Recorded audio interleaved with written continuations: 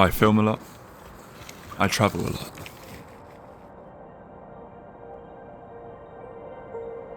But somewhere along the way, I started wondering if I was actually taking any of it in, or just moving through places and calling it experience.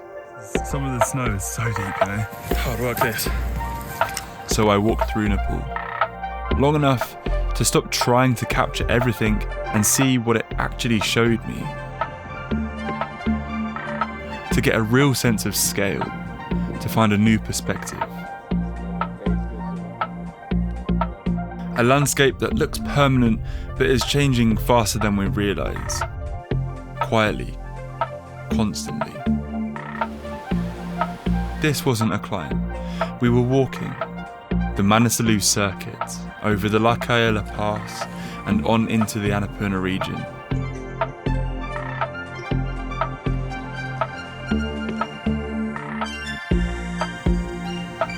We just had a map and a direction. I didn't know it yet, but this walk would change everything.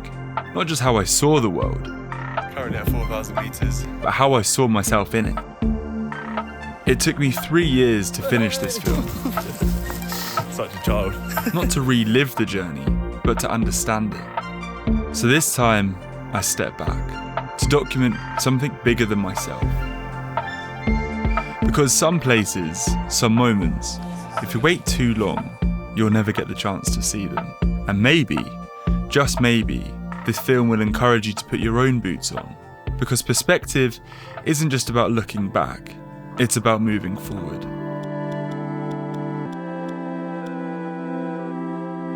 But before the mountains, before the silence of the hills, we land in Kathmandu.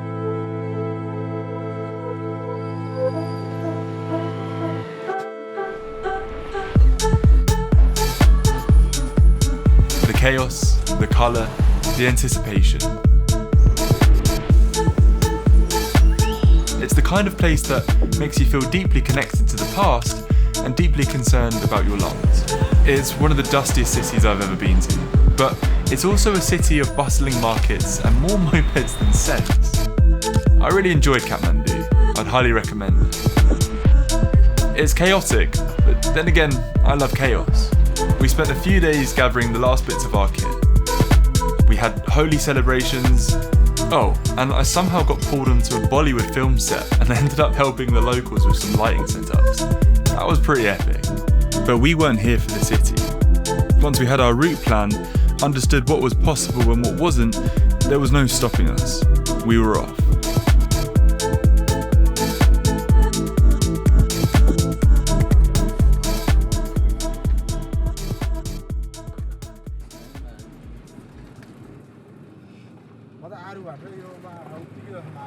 The drive was endless, even more dust.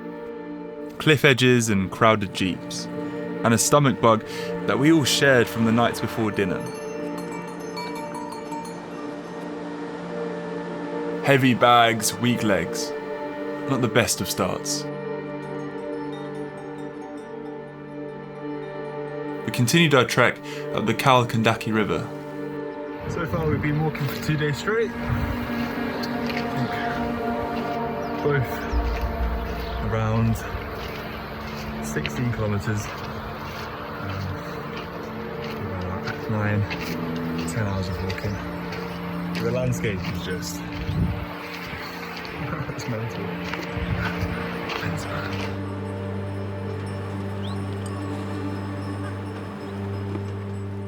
Small things kept on catching my eyes.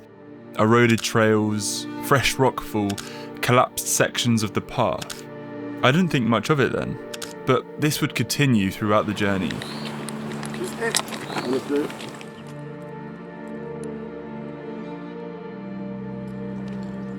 We left the sandy riverbanks behind, and small villages tucked into the forests of pine and bamboo.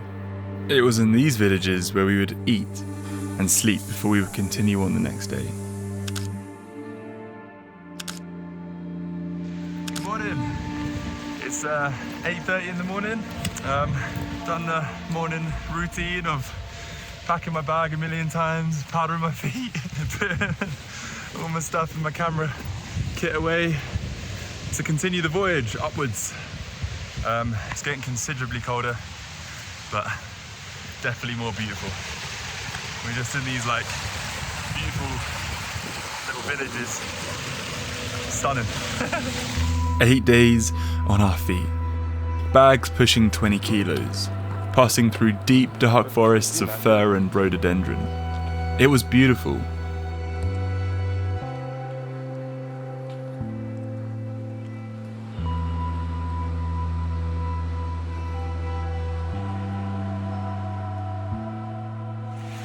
Hiking through this gorgeous woodland as we start our way upwards to higher altitude. It's been a crazy walk so far, you know. Keeps on getting crazier.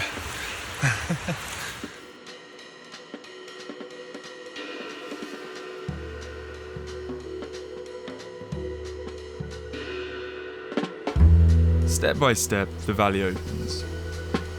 The air getting colder and colder, the views became more and more breathtaking.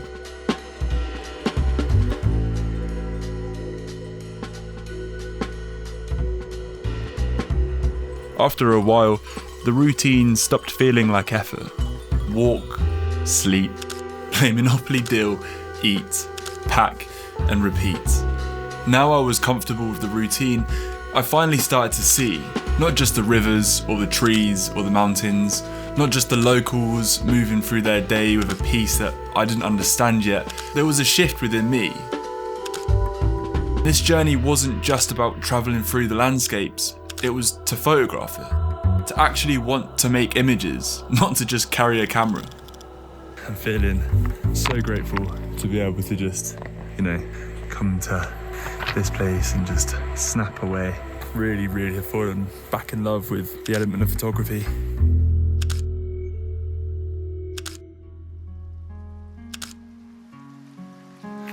On the road again.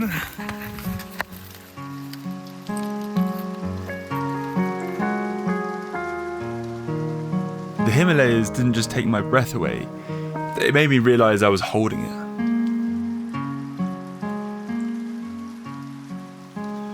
Walking all day gives you hours of silence. And in that silence, things you forget you were carrying start showing up.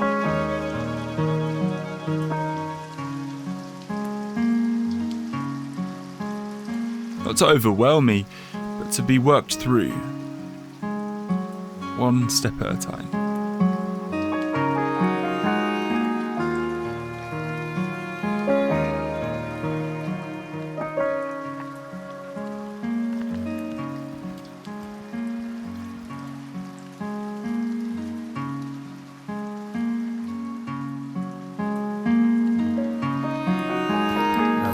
Beautiful morning.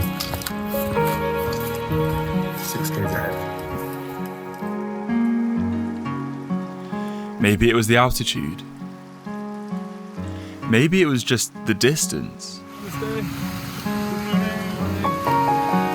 But whatever it was, it worked. Everything just started to feel lighter.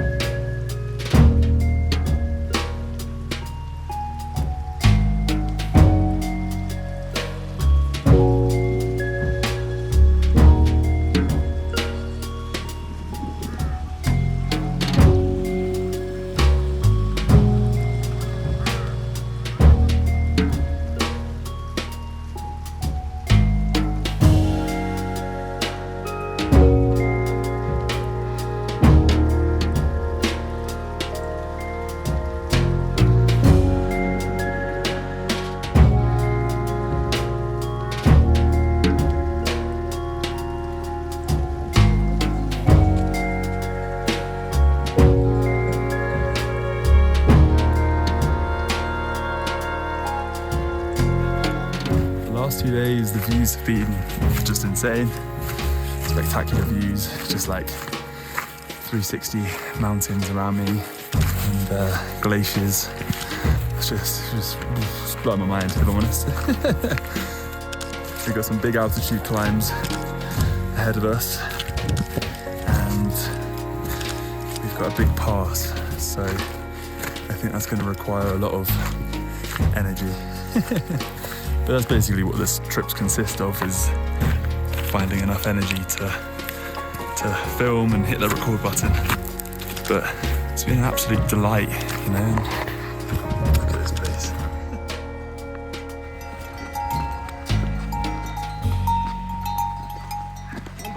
So, for our acclimatization day, Zach and I have decided to go for a bit more of a walk than a stroll. Oh, whew. Hard work this.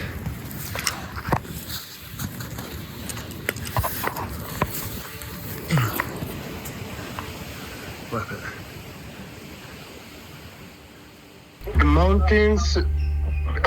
The mountains make me like feel good. Every time when you see like a mountain, I just feel myself like that. I will climb one day. I will climb one day for sure. I will climb one day for sure, like that, you know. It's pull me, you know. It pulls like gravity, you know. The first view of Nagadi Chuli, over 7,800 meters. Standing beneath it, I felt small, and for once, that wasn't a bad thing. Oh my gosh, so hard to catch your breath. We're about 4,100 meters up. Feeling good. Definitely short of breath though. Like 100%. This is the highest I've ever been, so it's epic. It's the only word I've really got to describe. Yeah, crazy epic. Now we were fully in the groove of things. Exploring and getting shots became the priority of the day. Every shared meal, every conversation, I started to understand what it meant to actually be somewhere, not just to pass through it. We got invited for some potatoes and learned a little bit more about the way of life up here at 4,000 meters. I was pretty amped with this shot I managed to grab of the Gompa and the glaciers around on the neighbouring mountains. The creative spark had truly been set off, and we continued on with our trek towards the pass.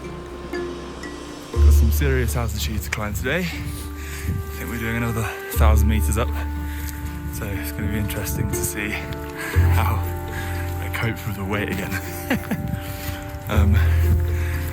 20 kilo bag just seems to get heavier and heavier with each meter going upwards. Oh dear. It's been a good one, and very looking forward to completing the pass and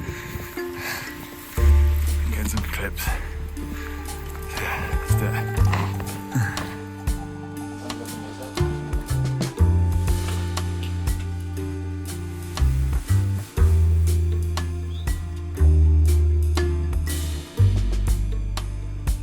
With only 30k left to trek to the pass, it was really enjoyable to just be present in this landscape.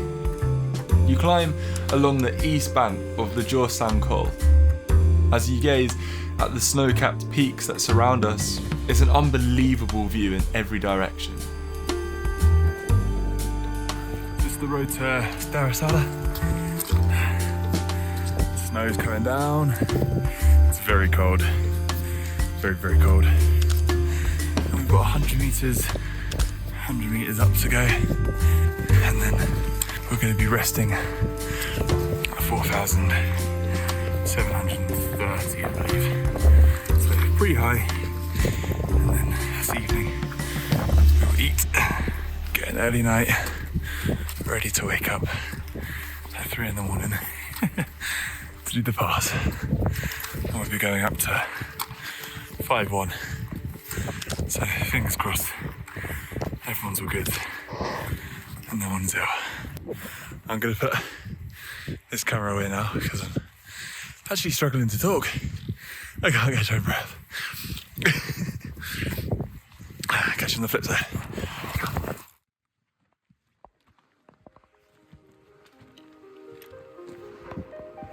Some point you will reach at the point. Maybe it's gonna be slow, maybe it's gonna take time, but we will reach one day at the point, where you want to be.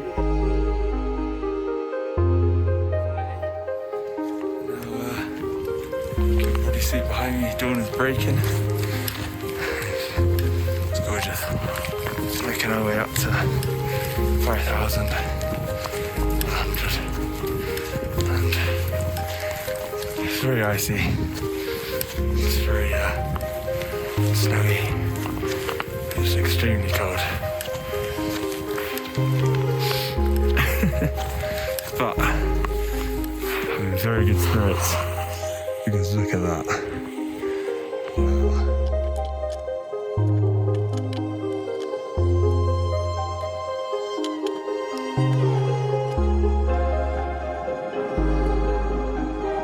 For us, the morning was beautiful.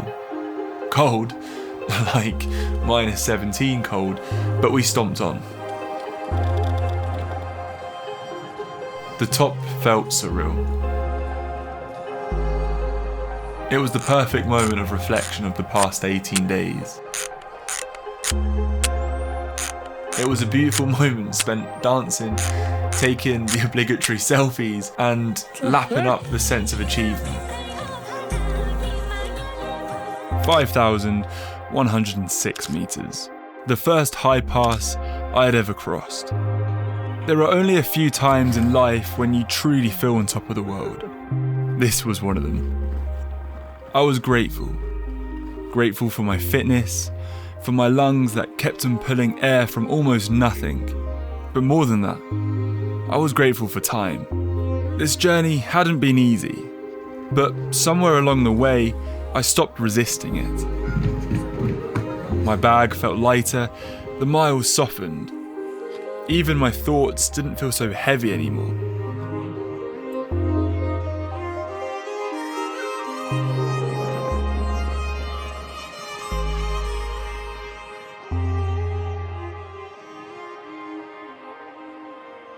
This was the highest point I had ever been, and I'd learned so much on the way to get here. But I was about to learn something else. I didn't respect the oxygen. The Himalayas has a way of making excuses feel rather small, but they also have a way of humbling you when you need it the most. The weather began to turn and so did my vision. The colour drained into this sort of static, black and white noise, my legs became really weakened and my balance disappeared. Acute altitude sickness, they call it. A sharp reminder that we're not invincible. The next thing I filmed was 2 hours after this moment. Complete whiteout. Not been easy, has it, Ram? We are on the way to Larkya La Pass down. Snowing is quite dangerous and quite a risk, but we have fun. Exactly. Having fun, no worries. Just a few bent walking poles. We dropped about 2,000 meters and my head and my vision started to come back. A complete whiteout made us look for shelter. Namaste. We were exhausted and cold, so we asked for refuge in this small cabin and stayed the night. So after yesterday, coming off the pass, the Manaslu pass, we hit a pretty savage whiteout. And as you can see, we got totally whited out. And now we're going to walk 6 hours in the snow to Gia.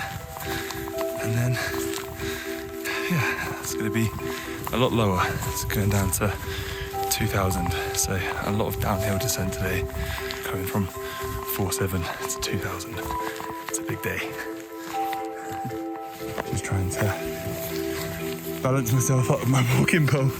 But the view's clearing. Look at that view. We're still making our way up the pass, you know. Snow's very, very deep. But I've got to say, it's a lot of bloody fun. Only another 6 hours of this. Should fly by.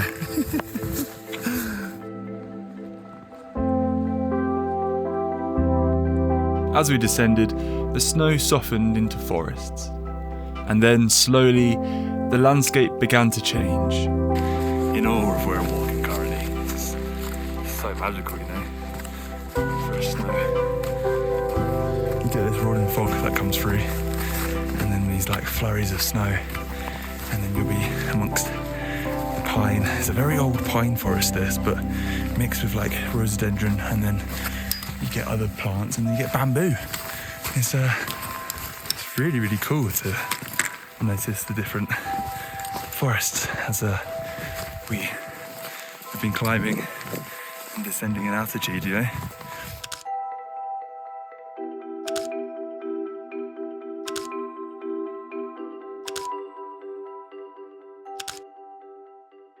Following the rivers, fallen trees, debris everywhere. Riverbanks just gone. I'd read about glacier melt before. It always felt far away. Standing there, it didn't feel far at all. The locals told us that the seasons don't behave the same anymore. The rivers come faster now, heavier. The land is shifting under them. I kept walking, kept shooting, but I couldn't pretend it was just scenery anymore.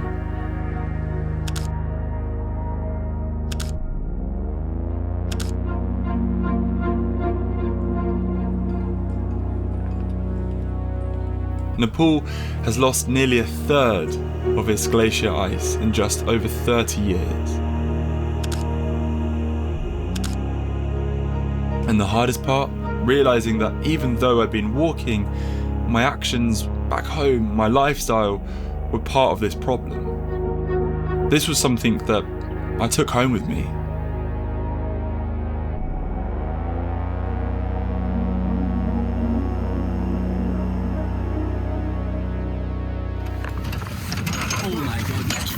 With the next village in sight, it was time to say goodbye to Ram. The guided part of our journey was over. The best guide. We took our time to recover. I even got to celebrate my birthday here. Pretty rad place to spend your birthday. Got my birthday hat on. The guys have forced me to wear it all day long. But I agreed.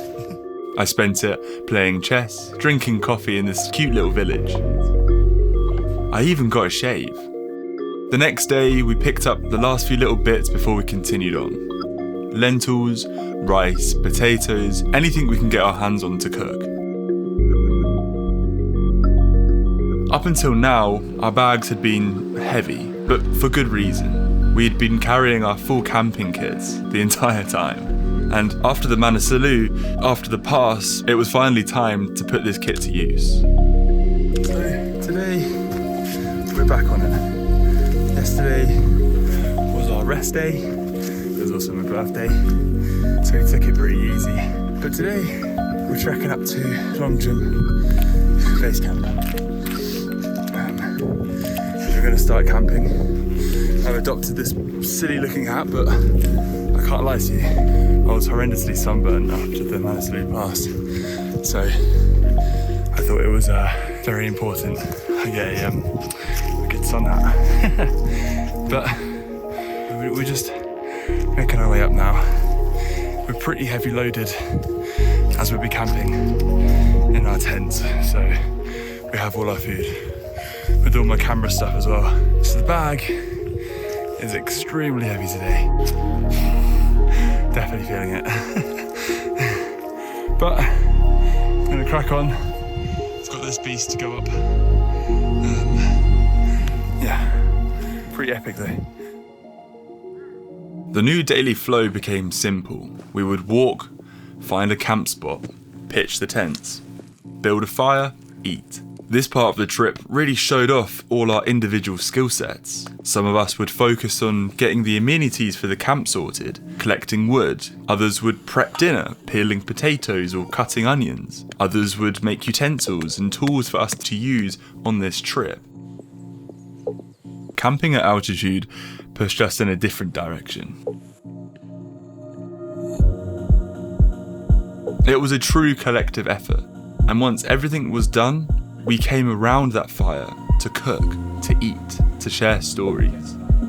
This became our new routine, and I loved it.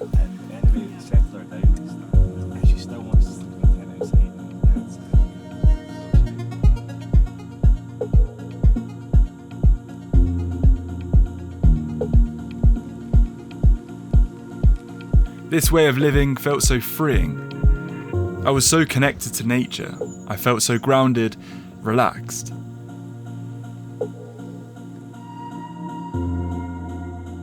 We'd been walking for over a month by this point, and we wanted to slow things down. We've been walking for some time now. We're nearly at 4,000 meters. As you can see, just there, it's Grant and Eleanor.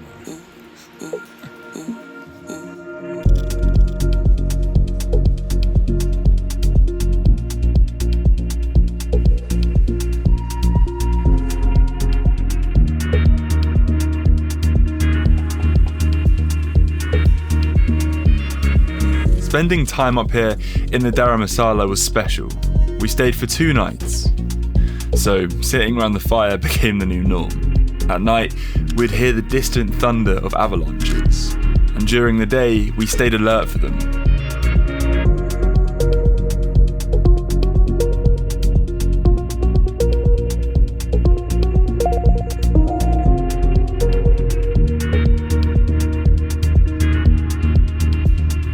Up here, everything changes fast. The weather, the light, the mood of the mountains. We're making our way down. It was an amazing experience, but boy am I happy to be making our way down now. After a few days off shooting, I decided to pick up my camera again. This landscape constantly surprised me, and just showing up, pressing the shutter button, letting go of expectations, that was the way I was able to reconnect.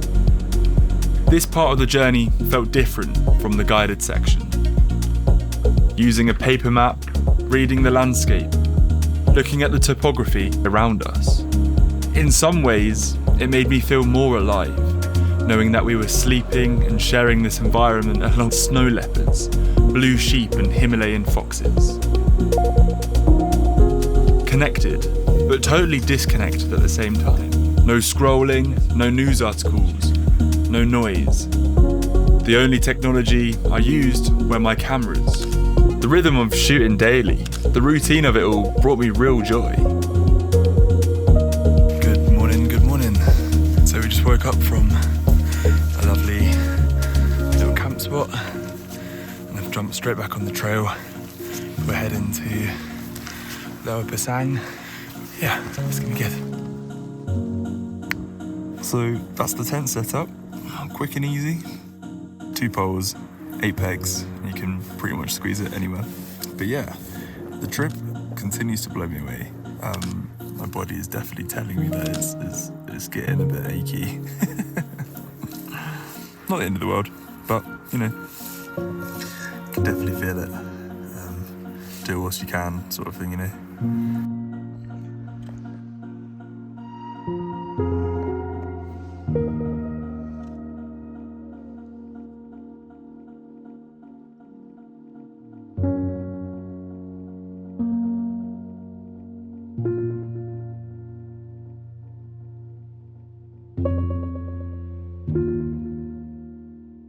Growing up, I was always taught to leave no trace.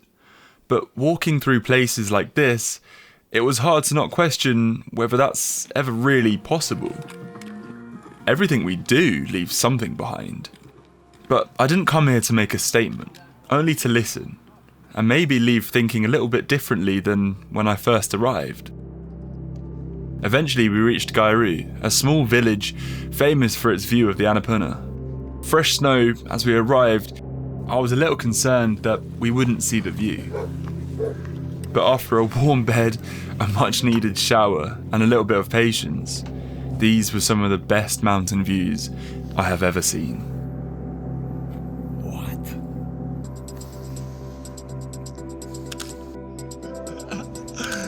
Oh my gosh. Wow.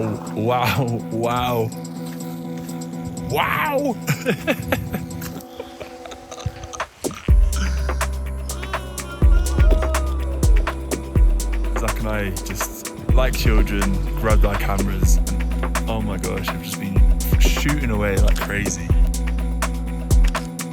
It was snowing on the way here and it was a bit of a whiteout. We didn't realise it was going to clear up, and then it cleared up and it's just made for the most dramatic, incredible sunset that I've ever witnessed in my life.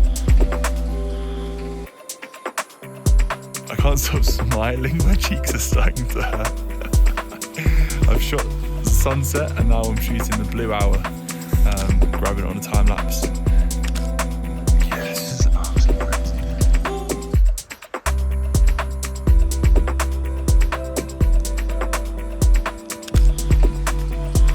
And it just keeps on getting better and better.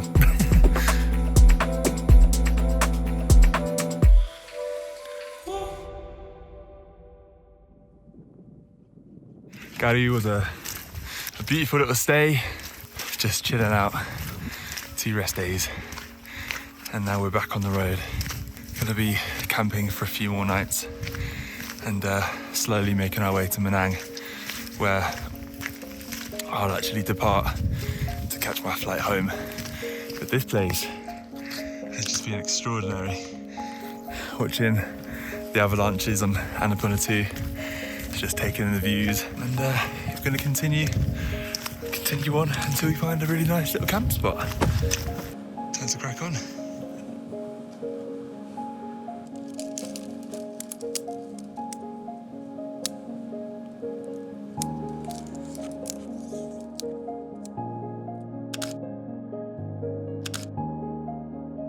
So last night was a very, very cold sleep.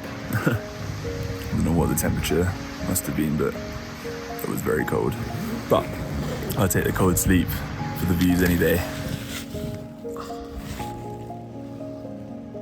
It's one of those things, isn't it? You take all the luxuries away, but then you put a view like this in front of you, and you think you want the luxuries, but actually you don't. Nearly 2 months of walking. The biggest meditation of my life. I came on this trip to walk, to learn, to experience. To see the landscape for what it was, to photograph it, to document it. But the biggest thing that changed was my attitude to life itself. It's short, and when an opportunity comes along to make real change, you take it.